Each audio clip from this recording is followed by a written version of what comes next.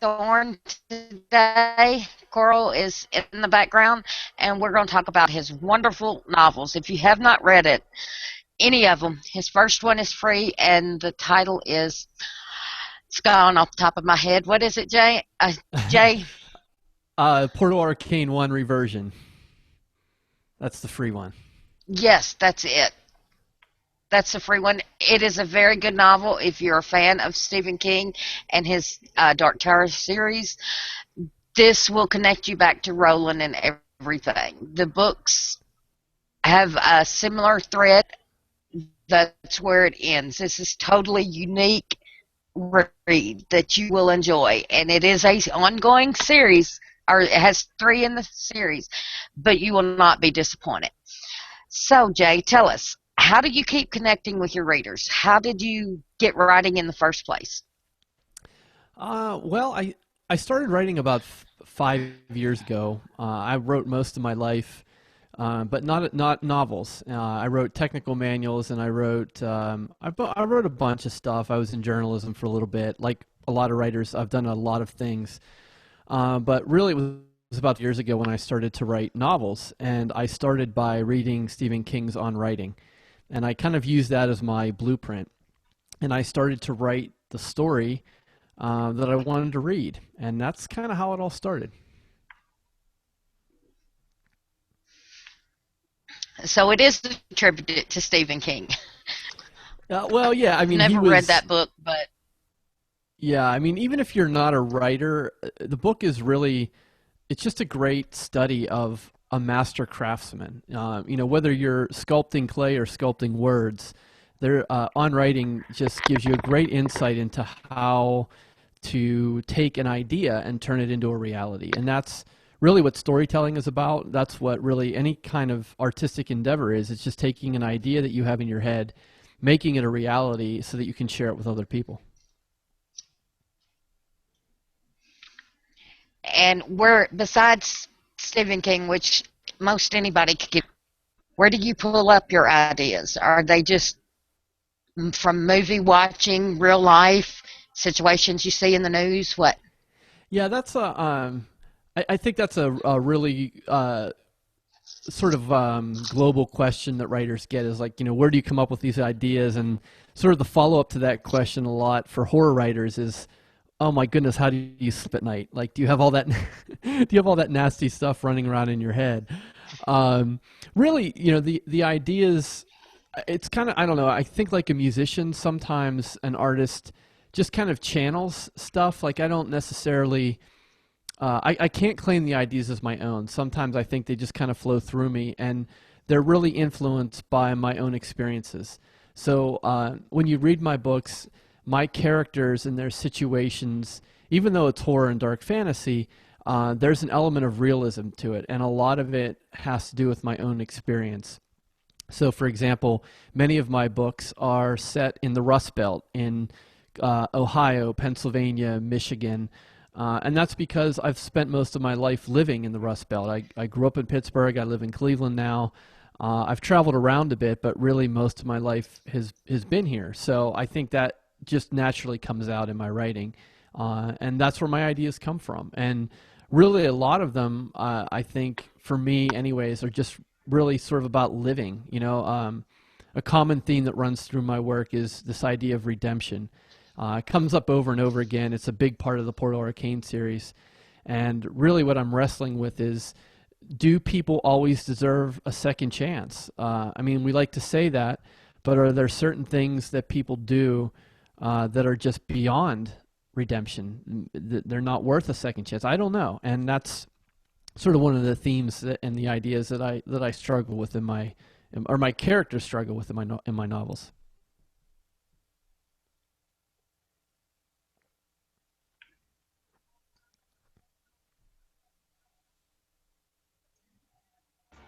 Susie left dead air, so I'm going to jump in here. Okay. because, well, no, because you were, I was listening. I was listening to you say some stuff, and I read Reversion, and then you were talking about Stephen King's. I know I'm bringing up those two things, but uh, I was reading 11/22/63, And when you're talking about On Writing, which I haven't read either, but what I thought was so cool, because I have not read Stephen King in a really long time, and what I thought was so cool is that I went back to it, and like in one paragraph he could set the scene about like almost like a picture, like you got a snapshot of what they walked into, and of what Yes. the readers you walked into, and so that I thought was cool because in Reversion I didn't feel like I had a good idea of what the characters looked like because I just couldn't match it up because I'm really bad about matching up actors to characters in books. But I was like I can't match a person. I was like just couldn't do that. But as far as the scenes and setting up, and so I knew when you really painted a picture and you got an idea what was happening and where it was happening at that time in the book, which I thought was really good. Yeah, thanks. I definitely, I loved 11/22/63. I didn't think I would, but I really did love it, and I loved the descriptive nature of it. And you're right. I think I do. I have been heavily influenced by Stephen King's ability to paint the picture, and quite honestly, I've gotten that's kind of a polarizing thing as well. Like I think if you're expecting sort of a bang bang shoot 'em up like nonstop action adventure, Reversion is probably not the book you want to read. And so I think it cuts both ways. But I think it's really important to be as descriptive and illustrative as you can, because you're working in a medium that has to entertain someone inside their head. You don't have the benefit of a screen or actors or sound. So you better do a really good job of describing something, or else it's going to be hard for a reader to kind of stick with it. I think that was the biggest thing I had with a takeaway from Reversion is that you were telling the story, but then all of a sudden, like you really fell into some deep topics about uh, bringing in, I would say, like Guilt. spirituality. Well, even like spirituality, there was like this whole universe. You were almost like, and it was a dark fantasy, but you really brought in these bigger topics into the book uh, a little bit later, a little bit into it. And so it gave me the feeling like, oh, wait, this is going to be much bigger than just a horror story or something like that, which I thought was cool. Yeah, yeah, thanks. Yeah, I often describe the world of Reversion as like a purgatory of some kind. I know that's more of a Christian sort of term, but this idea that there's a place in between life and death, where you have to either right wrongs or you have to find absolution for something. I think that's pretty universal, whether you're religious or not. I think that's a concept that is played out in art and movies and books and everything. It's not necessarily a new concept. And I think what I'm trying to do, and I've said this before in some other interviews, I'm not the type of writer that's going to write just sort of slash bloody gore type horror. I mean, I enjoy that, and I know and I've read that, but I think I try to add sort of a different element to it, and I think having sort of that spiritual nature to it, or that sort of supernatural twist to it, where you're really not quite sure if the characters are in their own world, are they dead yet, or maybe they're not. I think that's for me. That's kind of my secret sauce. That's kind of what I want to bring to a story that might be different than just sort of your standard horror novel. True, and I appreciate that. I mean, I've watched horror for a long time, but it's gone back and forth between those kinds of things. So it's more like I'm away from that. And I want more of the disturbing and more of the deep thought kind of rather than the other. So I appreciate that. I'm one of the persons who appreciate that. Yeah, So I'm even moving more towards, and this is kind of the first time I think I've talked about this publicly, but I'm writing a new book right now. I'm in revisions, and it's going to be the first book of a new series. And I'm moving really more towards sort of a paranormal thriller with this one. So I think it's even going to take that sort of aspect of being a non-traditional horror story, keeping the horrifying elements, but adding a real element of suspense to it that I think readers are going to really enjoy it. yeah, I'm all about the ghosties. Is this the one with the Bell Witch? Yeah, well, yeah, the Bell Witch is going to come up in the second book of this series. So yes, I lived in Tennessee. I lived in Nashville for about 5 or 6 years, and I'm familiar with the Bell Witch. And this story that I wrote lends itself to book two being set in Tennessee. So I'm hoping to start that next month. I'm going to get right on it. That's so cool since Susie got me the Bell Witch to read and catch up on what that legend is, because I'd never heard of it before. So that's cool. Yeah. I sent her the original version by Martin Van Buren something. Oh The yeah. one that's out of copyright. Yeah, And I right. mean, I read it every year at Halloween. I love the story, but you can't find it anymore. Right. Somebody here around me put it in, copied it or scanned it and put it on the internet as free, and it's the original one. That's the best part, Ah, because cool. the newer ones where they go in and change the words just is not the same as reading it in the old English to me. Right, right.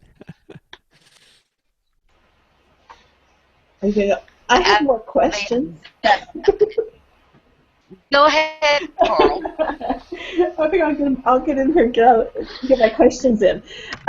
So the other thing that really impressed me about reading the version was getting to the end and seeing how, I mean, you really put yourself out there and connecting with fans. And um, so, I mean, at the end of the book, I honestly had not read that from an author before at the end of the book.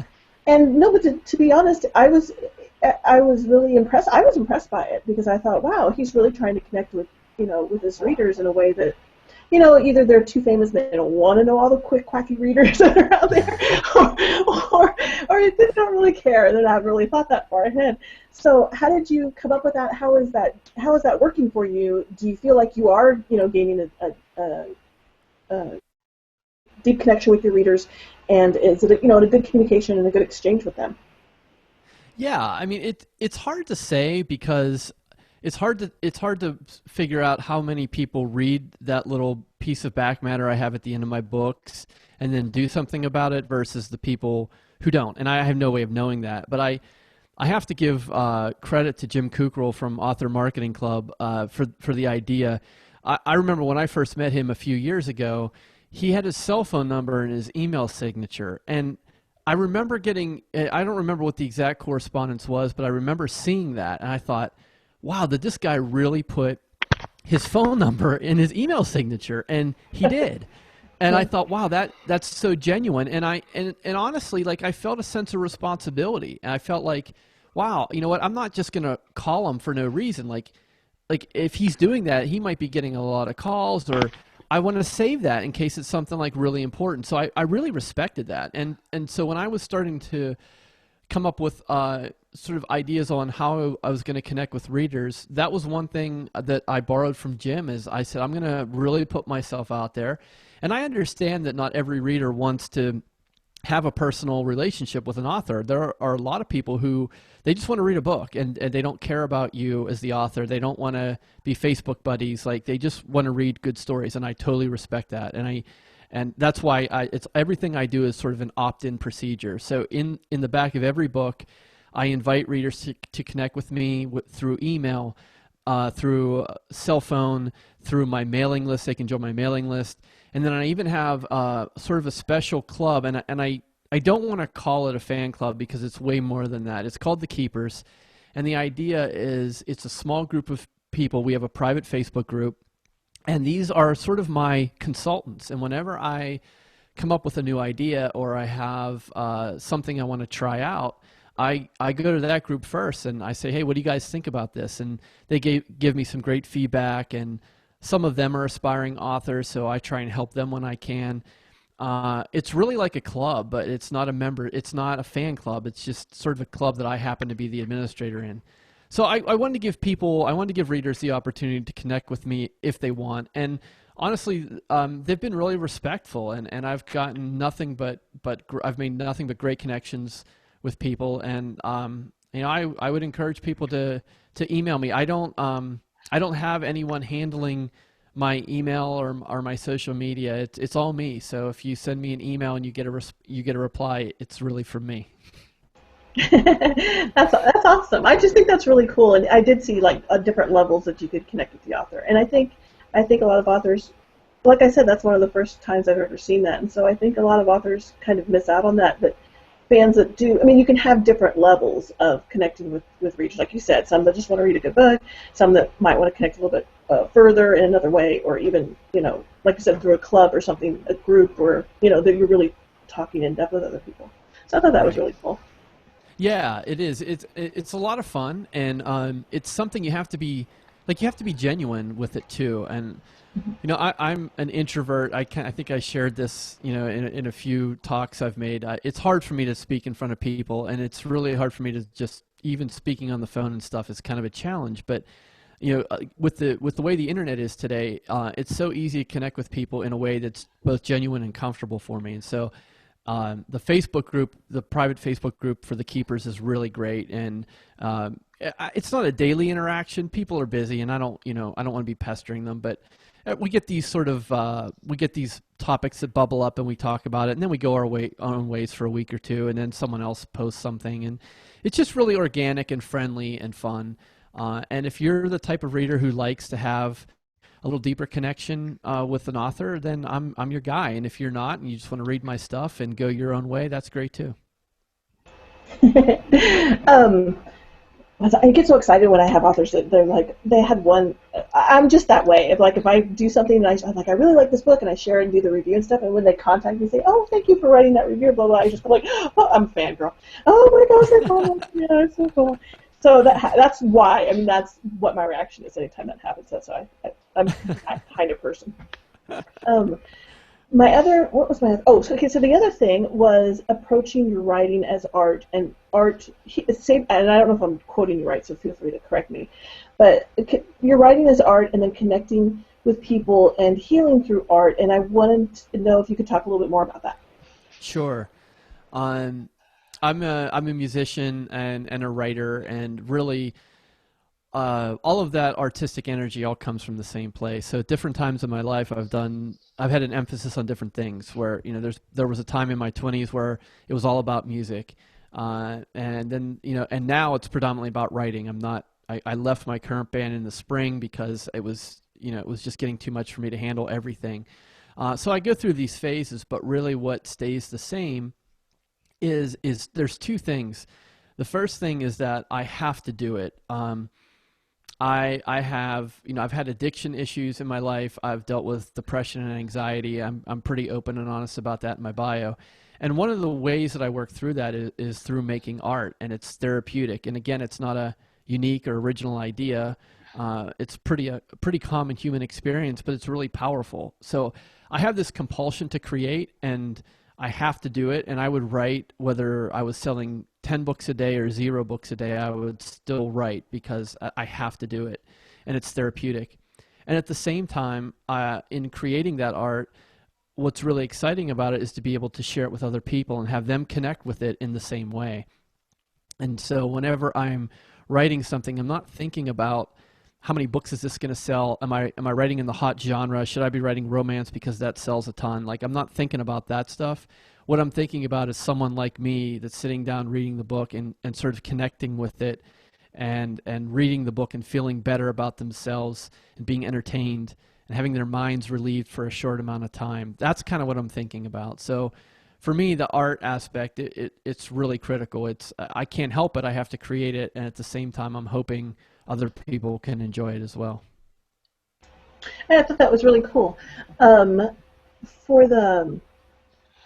Is there a takeaway that you'd like your readers to have after they read your books? I guess the takeaway, I would like them to feel satisfied and also to feel a little different. Maybe I've shifted their worldview a little bit, or maybe I've asked them to think about something in a different light. And even if they don't agree with me, or even if they find the book distasteful or boring, I hope at the end they have some reaction to it, because I think that's what good art does. You either feel very strongly about it in a positive way or a negative way, but I think the worst reaction for an artist is to have their art met with sort of malaise or just a sort of flatline response. So I hope I'm evoking some response in the reader when they're done. That's good. It's like good or bad, just don't let it be indifferent. Right. That's awesome. Susie, that was all the questions I had for right now. You had some more? I asked the Goodreads group, but I didn't hear back from them. because we weren't sure when. So if I get any other questions after this, after it's gone live, then I'll be sure to let you know. We'll get them to you one way or another. Yeah, yeah, however you want to do it, it's great. Yes, we will. And Adam, uh, you know, I have 100 questions afterwards, but right now, not a single thing comes to my mind except in sound. How did you get it? I mean, I was so blown away when I truly figured out when I got to the book that he was the one that called the female and her sister. I'm horrible with names, and the only reason I can remember your name, Jay, because it's James, and my husband's name is James. I Mara, that's it. I got the book up here. yeah, I think yeah. So I think what you're referring to is sort of Samuel. I don't spoiler, but in case anyone wants to read it, but I'm guessing like Samuel's revelation towards the end of Port Arcane 1, and he sort of realizes what he's done. Is that? I think that's what you're talking about. Yeah, Yes, I don't. that Yeah, blew me away because that can so many readers can connect on that level of looking back on their life and saying, "Oh my God, I did this. I did something similar," and that is just. I mean, especially, and I understand where you're coming from with addiction because my husband's in the same category, hmm recovering. So, I mean, I can understand part of it, but they're alcoholic, addict, or whatever in recovery can look back in their life if they work through the steps like they're supposed to and say, "I did this." And are they able to move on, or are they stuck in that one part of their life and not able to get and move on? yeah, and I think what I tried to And you do. put Samuel in the spot. Yeah, I'm sorry. Go ahead. No, I was gonna say, what I was trying to do, what I hope I did with Samuel too, is I hope I showed the reader that he wasn't an evil person. He was Samuel to me is sort of an average guy, like just trying to make his way, trying to do what's right, but he's human, like all of us, and he makes mistakes, and his mistakes happen to be really consequential.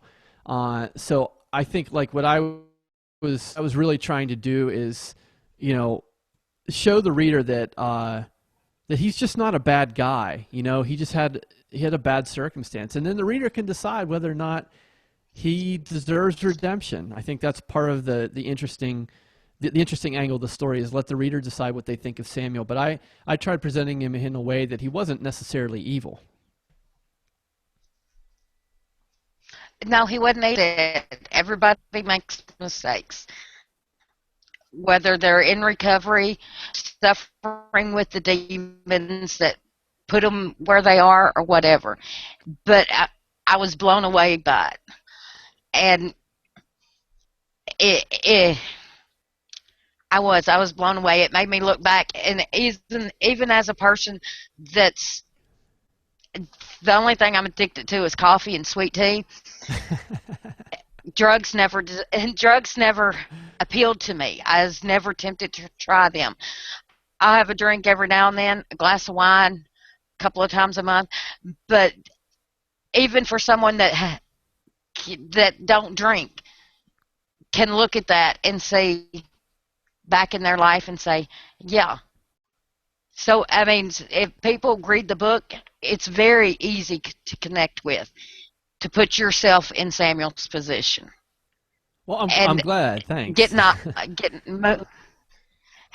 It is. And moving on, I want to talk about your new book that you have for the young adult, for beginning readers, similar to Goosebumps. Yes. The Mornville Uh, Monsters. Yes. yeah. Yeah, that book really was completely unplanned. I had it wasn't even on my radar until August. What happened was I was with my family. My children are 9 and 12 roughly, and my daughter's 9.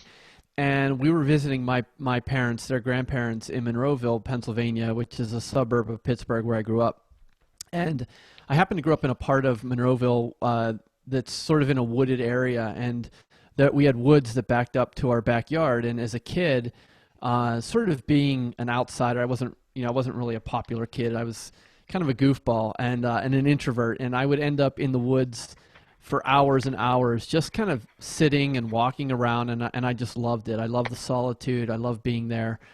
And when we were visiting my parents, my kids were asking me about it. They were looking over the fence down into the woods, and I said, "Oh, I used to play down there all the time." And my daughter's like, "Really? Weren't you afraid?" And I was like, "Afraid of what?" And she's like, "I don't know. What could be down there?" I'm like, "Well, it's just a Monroeville monster." And she got this look on her face, and her face kind of lit up, and right there and hit me. I'm like, I've got to write this story now. And then and then I kept pouring it on as a dad does, and as a storyteller does. I kept making up all these stories, and finally that my kid said, "Dad, you got to write this." So I really wrote it for them. I honestly don't care if it sells or not. I mean, it's great if it does, but I wrote it for my own kids. In fact, they're the main characters. It's written in first person as my daughter Brenna, and it's kind of based on my childhood in Monroeville. And Monroeville itself has a pretty interesting history because the Monroeville Mall is where George Romero filmed Dawn of the Dead, and I was a kid then, and so it's kind of got this zombie culture that goes along with it, and it's just good, clean fun. So I know a lot of my horror stories and dark fantasy deal with really mature and adult themes. The Monroeville Monster is a great, just fun, sort of old-time Halloween scary story like Goosebumps. So I hope it finds an audience out there. It was interesting. I haven't had it. It's on my gotten to it yet, but I have started your other book, Apprentice Rim, Yes. and that's another good book. I'm enjoying it so far. I'm jumping back and forth between several books because I'm behind in my reading, as always. But tell us more about this one. Yeah, Preda's Realm was. I should preface everything by saying it's quite graphic. So I need to warn people about that. It's graphic, not in sort of a gory, violent way, but it's graphic in that it's based on demonic possession, and it's based on a demon called a Gaki or a Preda, and it comes from Eastern philosophy, mostly Buddhist, but it's heavily part of Japanese culture. And I've had readers tell me that the Preda's Realm reminds them of The Ring, the movie The Ring, but it's based on this demon who is a wanderer. It's sort of a lost soul, and the demon's insatiable. It can't satisfy itself, and it eats some pretty disgusting, filthy things. Uh, and this Gaki kind of takes over an everyday guy, and it's sort of a downward spiral. And clearly, the Gaki, both in Eastern culture and in the story, is a metaphor for addiction as well. But it's pretty dark and it's pretty disturbing. But I hope it's engaging. So I just want to give people a warning about that too. If you're easily frightened, that book's not for you. Easily frightened. My house last night, and I laughed at them.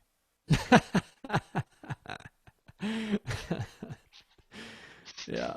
Well, this demon sort of takes over a guy, and it kind of, and this guy with the demonic possession kind of does some pretty vile things. So I don't know if it's going to be as scary as a haunted house, but you'll have to let me know what you think of it, Susie.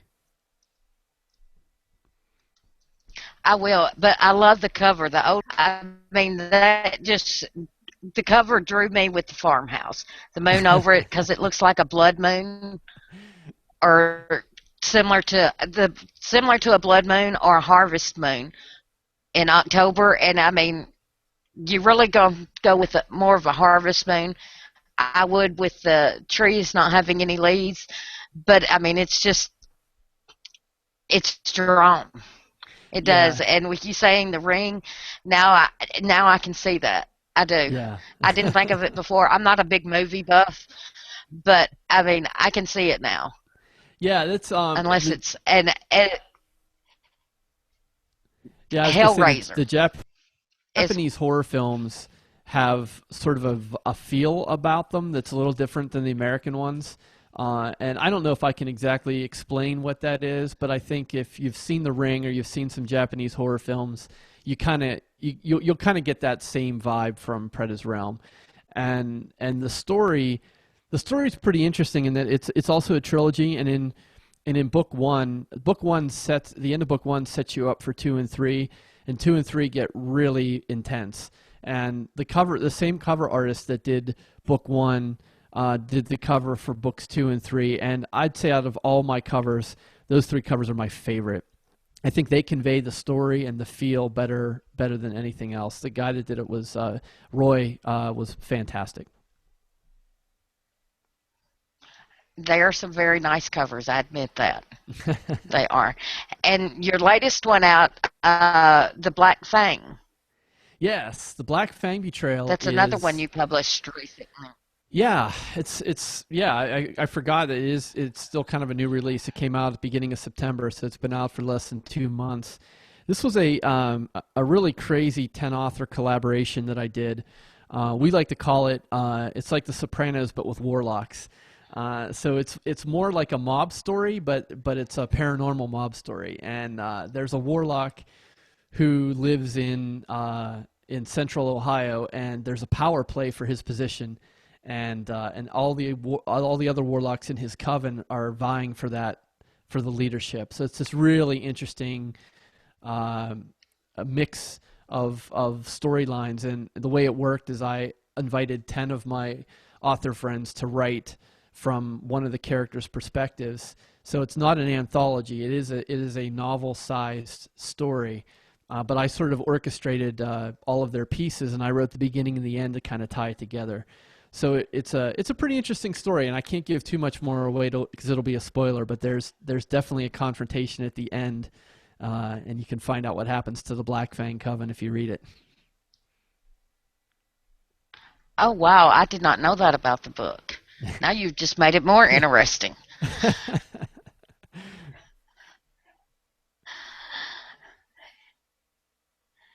And you keep talking about Clive Barker, that if Yes. they like him, how can you relate with him to your books? Because I love his Hellraiser, Hellbound, Pinhead. I love Pinhead. What I really admire about Clive Barker, probably even more so than Stephen King, is Barker has never been afraid to just write what he wants. He's less concerned about genre and audience, and he just tells the story the way it should be told.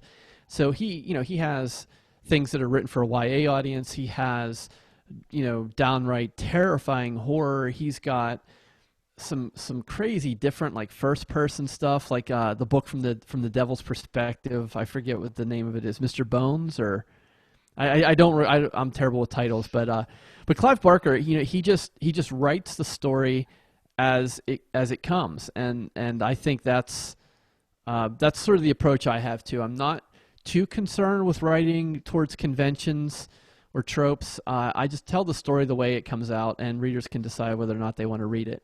And not every story I write is going to appeal to every reader, but with Clive Barker, I think he's just done such a fantastic job of kind of staying true to himself and writing with real integrity. And books he writes, it's his art, his films. He's got a he's expanded to be very he's very creative Yes, he because absolutely his is, and he's films are just as good as his books. yes, and he's got so many other ventures going on too. He's got the Deviant Art website and that side of things, and he's really ambitious and he's really entrepreneurial, and I think he was like that before those terms were even sort of used to describe authors. That is true.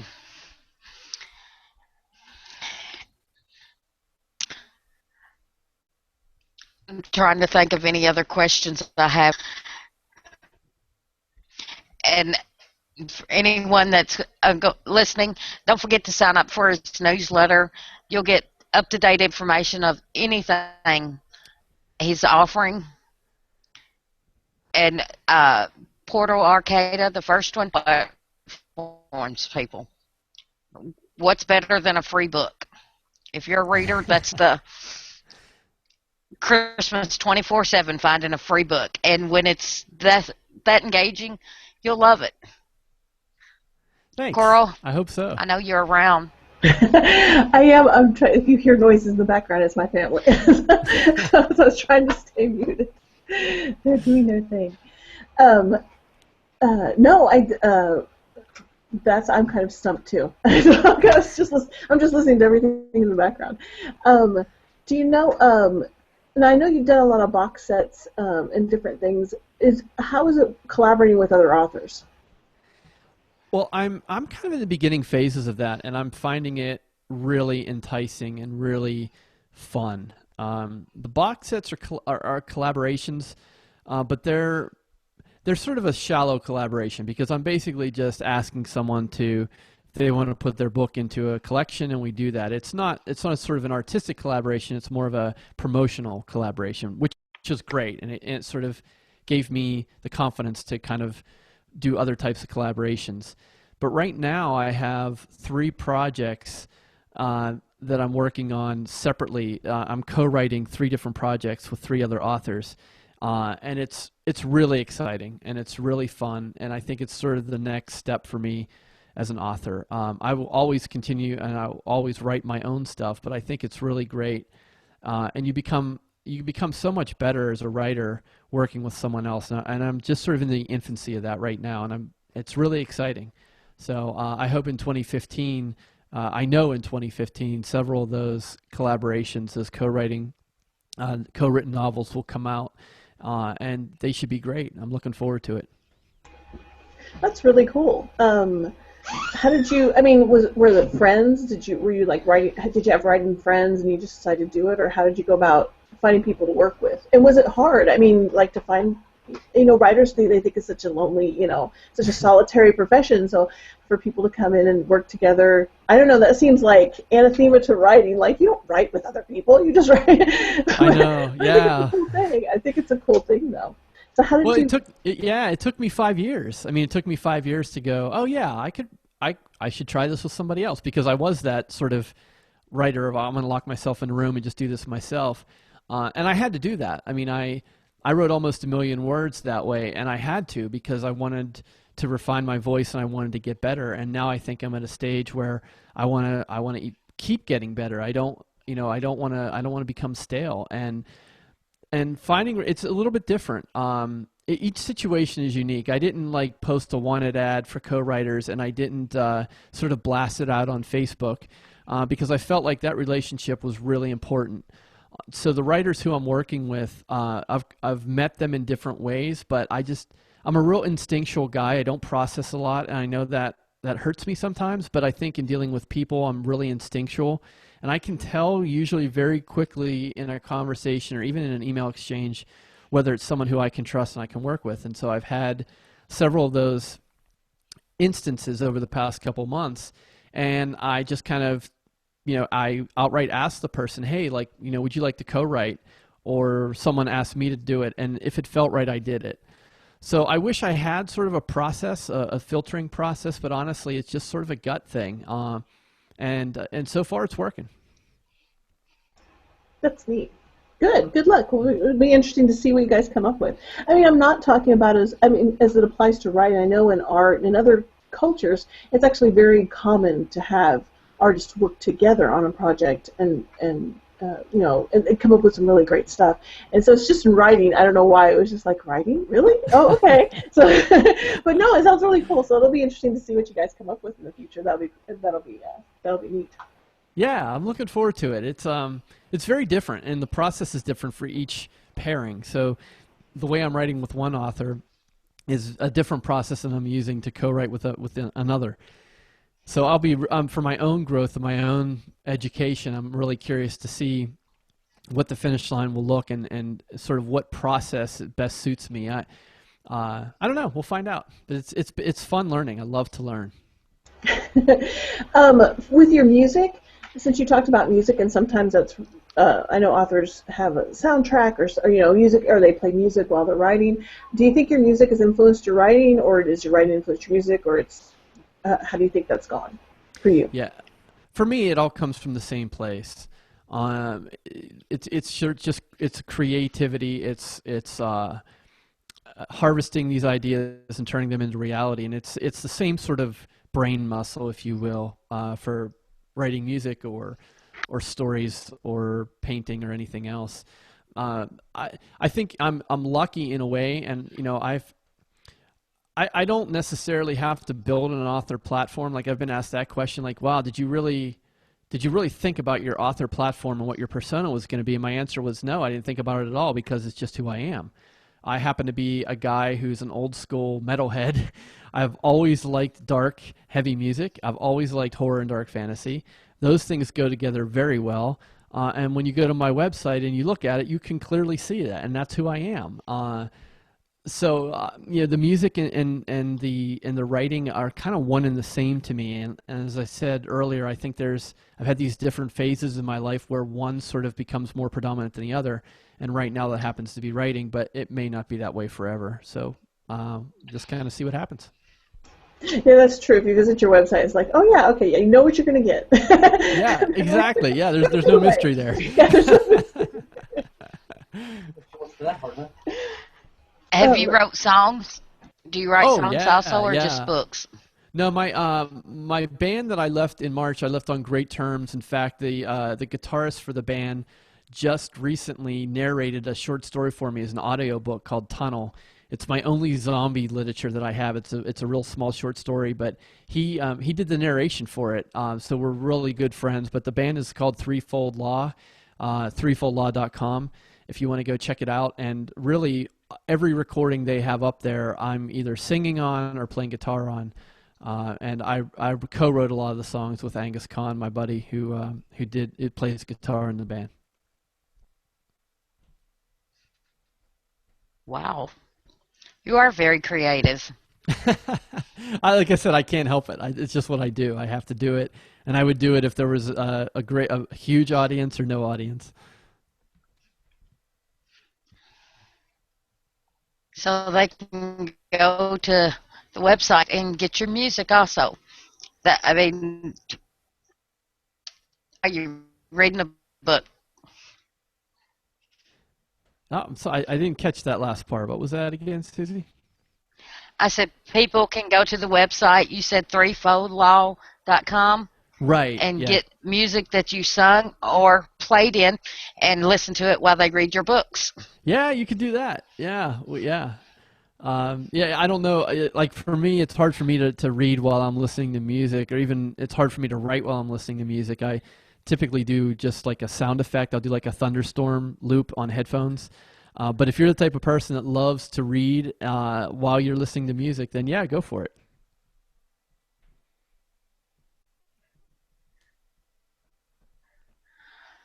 Learned a lot about you I didn't know. This has been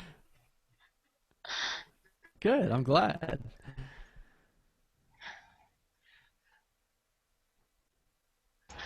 Coral. You have anything else?